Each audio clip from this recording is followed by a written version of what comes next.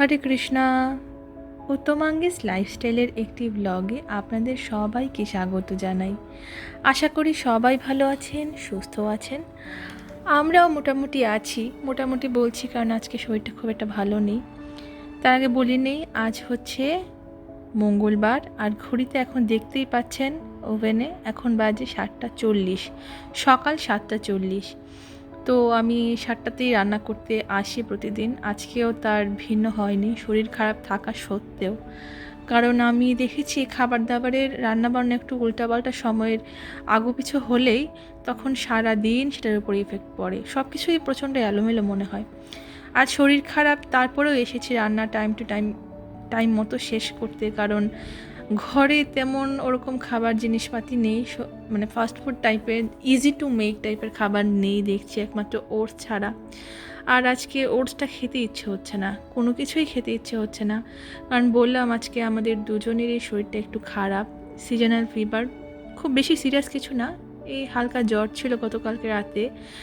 আর সকালেও মনে হচ্ছে মাথাটা প্রচণ্ড ভার, শরীরটা বিছানা থেকে উঠতে ইচ্ছে হচ্ছিল না আমাদের দুজনেরই, যেহেতু দুজনের শরীরটা খারাপ। কিন্তু তখনই খুব অসহায় মনে হয় জানেন, যখন এখানে আপনাকে দেখার কেউ থাকে না, শরীর খারাপ হয়, বাচ্চাগুলো প্রচণ্ড বিপদে পড়ে।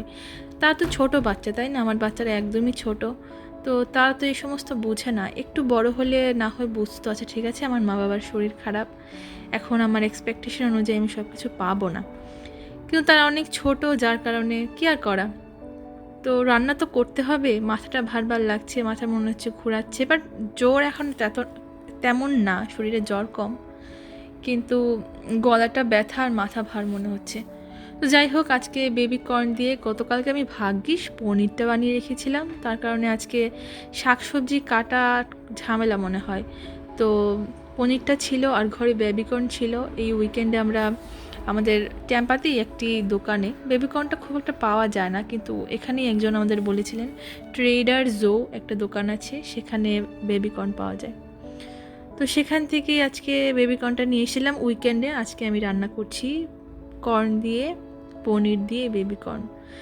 তো মোটামুটি ভাবছি আজকে পুরো এই প্যানটা পুরোটা ভরে রান্না করব। আর এই তো ঘরে বেগুন ছিল, বেগুন হলুদ লবণ দিয়ে মাখিয়ে একটু তেলে ভাজি করে নিলাম। তো আজকে এটাই রান্না, একদম ঝাল টাল কম দিয়ে রান্না করছি যাতে বাচ্চারাও খেতে পারে। ওদের জন্য আলাদা করে আজকে আমার রান্না করার আসলে সম্ভব না। আমার মেয়ে পাশে শব্দ করছে খুব। চলুন রান্নাটা শেষ করি তাড়াতাড়ি, তারপরে ভুগ দিই।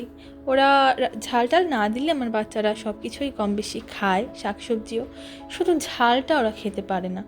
তাহলে কী করা বলুন? তো আমার ঝাল খেতে ইচ্ছে করে অনেক সময়, কিন্তু যেহেতু ওরা খেতে পারে না তাই ঝালটা অ্যাভয়েড করি। আর এর বেবিকর্ন কিন্তু আমার খুব পছন্দের একটা আইটেম। এই বেবিকর্ন দিয়ে, আলু দিয়ে, পনির দিয়ে তরকারি রান্না আমার হয়ে গেছে। আপনাদের সাথে কথা বলতে বলতে আমার বয়স শুনেই নিশ্চয়ই বুঝতে পারছেন আজকে আমার খুব উইক লাগছে। তারপরেও ভাবলাম আজকে ব্লগটা করি, অনেক দিন হয়ে গেল আপনাদের সাথে কথা হয় না, কোনো ব্লগ আপলোড করি না। তো এই যে চলুন রান্না হয়ে গেছে, এবার ভোগটা দিয়ে দিই ভগবানকে, তারপরে আবার আপনাদের সাথে কথা বলতে আসছি। আজকের ব্লগটা খুব একটা সুন্দর হবে না, তারপর আমি চেষ্টা করব। এই যে ভোগের থালা সাজিয়ে নিয়েছি, সিম্পল রান্না বান্না আজকে।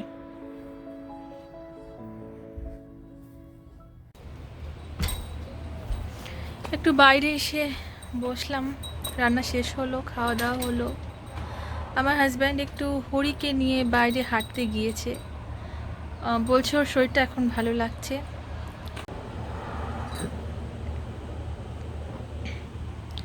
বারান্দাটা অনেক দিন হলো পরিষ্কার করা হয়নি, বারান্দাটা পরিষ্কার করতে হবে, কিন্তু আজকে আর পারবো না।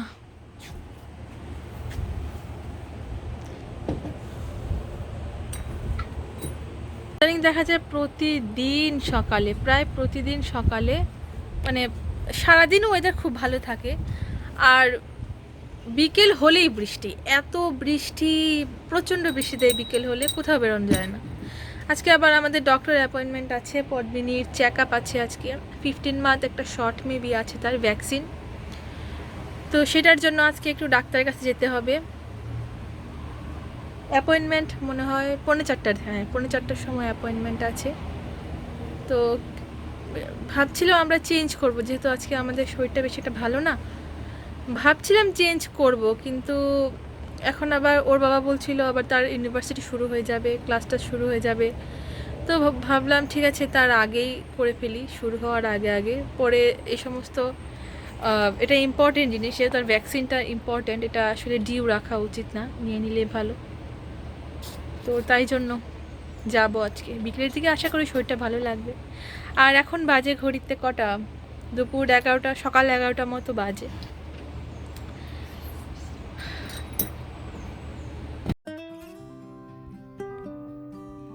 ঘড়িতে বাজে এখন 3:30। আমরা বেরিয়ে পড়লাম, যাচ্ছি ডাক্তারখানাতে। পদ্মিনীর আজকে চেক আপ আছে, 15 মান্থ।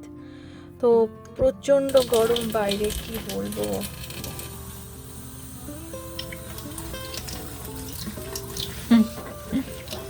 করে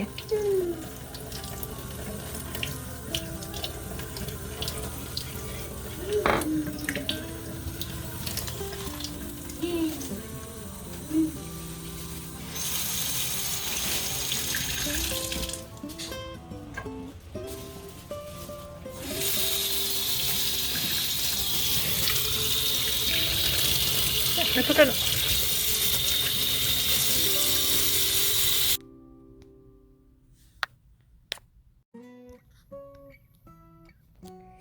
বেরিয়ে পড়লাম ডাক্তারের ওখান থেকে।